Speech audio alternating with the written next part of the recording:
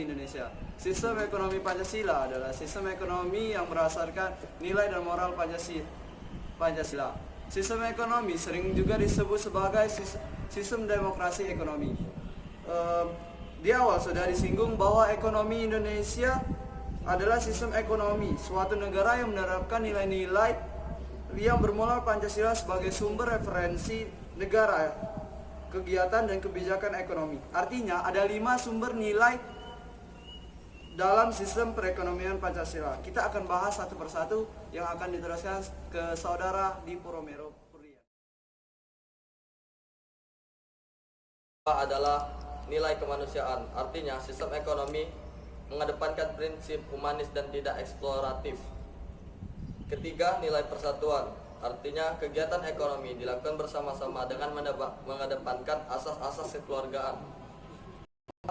Nilai musyawarah atau demokrasi. Artinya prinsip ekonomi selaras dengan nilai-nilai demokrasi. Kelima, nilai keadilan. Artinya pengelolaan sumber daya ekonomi digunakan seadil-adilnya untuk kemakmuran rakyat. Selanjutnya akan dijelaskan oleh saudara Henry. Yakni yang pertama, etika dan nilai agama terlibat dalam keputusan perekonomian. Yang kedua, kebijakan ekonomi mengedepankan nilai kemanusiaan.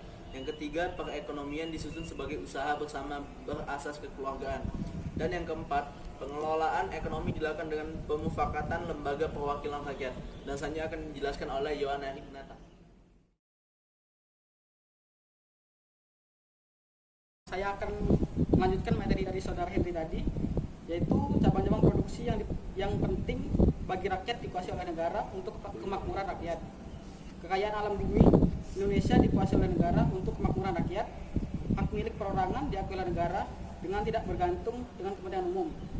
Daya kreasi ekonomi masyarakat tidak merugikan kepentingan umum.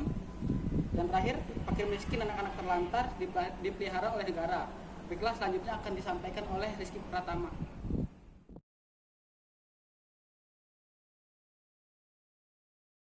Pengelolaan ekonomi merupakan usaha kolektif untuk mencapai kemakmuran bersama.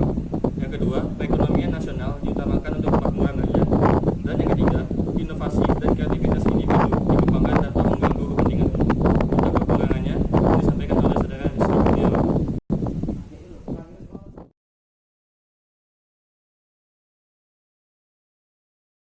Pancasila.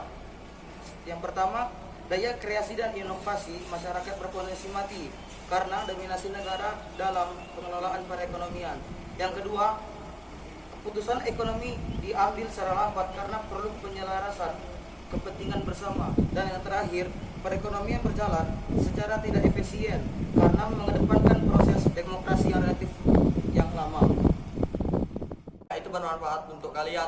Jangan lupa like dan komen and subscribe.